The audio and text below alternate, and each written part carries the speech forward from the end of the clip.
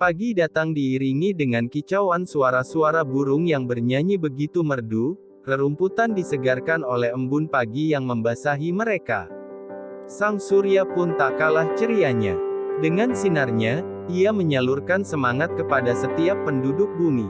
Aku dan adik-adikku juga dibangunkan oleh sinar surya, yang menyelinap masuk lewat atap genting rumahku yang bocor.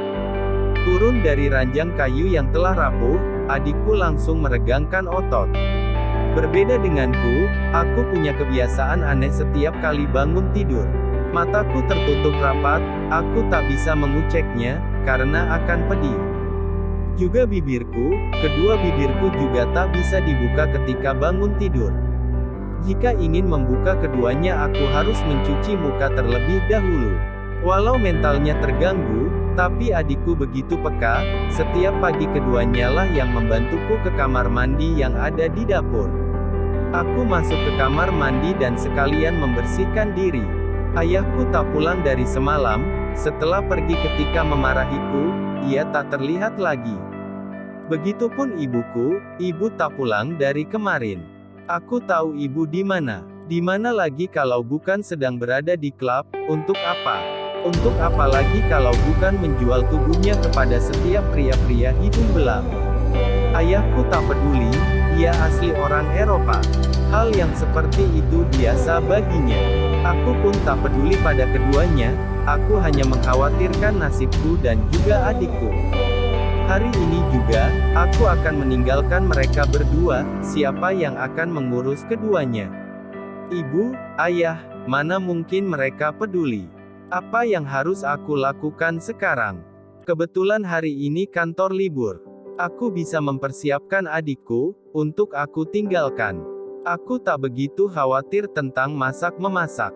Kalau hanya membuat nasi goreng, telur ceplok, dan juga menanak nasi. Kalika sang kakak sudah handal melakukannya.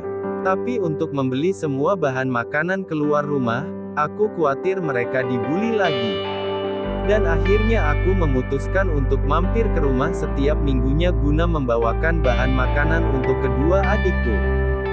Sore hatinya, ketika aku sedang memasukkan baju-baju lusuh ke dalam tas lusuhku. Dibantu juga oleh kedua adik kembarku. Hatiku begitu perih melihat keduanya sekeras mungkin menahan tangis mereka. Aku tahu, mereka melakukan itu, agar aku tak sedih dan cemas saat meninggalkan mereka. Tok, dotok, dotok, suara ketukan pintu. Biar kakak saja, ujarku pada Kalika yang akan berdiri tadinya. Kalika hanya menganggukkan kepala menyetujui, aku segera menuju ke depan dan segera membuka pintu itu. Lama banget sih. Awas, ujar ibu mendorongku kasar. Seperti biasa, ibu pulang dalam kondisi mabuk dengan pakaian yang gesang telah minim. Awalnya aku ingin langsung menutup pintu, namun aku urungkan ketika melihat sebuah mobil mewah berhenti di depan rumahku. Tak lama keluarlah sesosok pria yang begitu tampan, walaupun masih tampanan bosnya. Pria tampan itu tak lain dan tak bukan, adalah Sekretaris Aaron. Sekretaris Aaron keluar dari mobil mewahnya, lalu berjalan penuh wibawa mendapatiku. Apakah Nona Lona sudah siap? Tanyanya ketika sudah berada di hadapanku.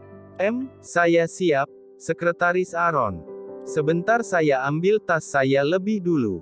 Jawabku, lalu masuk ke dalam rumah. Guna mengambil tas lusuhku dan tak lupa berpamitan pada kedua adikku. Keduanya tak dapat menahan tangis saat melepasku, namun yang terjadi tetaplah akan terjadi.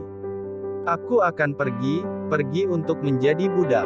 30 menit perjalanan, kini aku sudah berada di dalam lift sebuah hotel ternama bersama dengan Sekretaris Aaron. Tak lama kami sudah berada di sebuah lantai pribadi, yang hanya dihuni satu penghuni saja padahal di lantai itu begitu luas. Tak tampak seperti hotel, lebih mirip sebuah rumah yang begitu mewah. Masuk ke dalam rumah aku mengekor di belakang Sekretaris Aaron. Saat tiba di ruang tamu, di sana sudah duduk Tuan Devan. Jujur saja jantungku berdetak lebih cepat ketika melihatnya, tak bisa dipungkiri kalau aku juga jatuh cinta padanya, sama dengan karyawan perempuan yang lainnya. Bahkan mereka sangat iri padaku, karena aku bekerja di bagian yang setiap tanpa menjawab aku langsung mendudukkan box asteris engku di sofa empuk miliknya. Hei budak, siapa yang menyuruhmu duduk di sofaku? Turun, tempat budak itu di lantai, bentaknya membuat jantungku serasa ingin copot. Bye-bye tuan, segera aku berpindah ke lantai yang terasa begitu dingin. Ini, baca dan hafalkan itu, Tuan Devan berkata sambil melemparkan sebuah map padaku.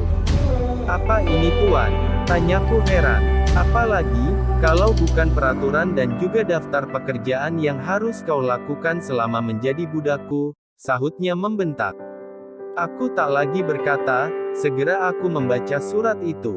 Aku mengerutkan alisku ketika membaca setiap peraturan dan juga tugasku yang menurutku sangatlah aneh dan tidak wajar. Tuan, apa saya harus memandikan? Tuan, tanyaku berhati-hati.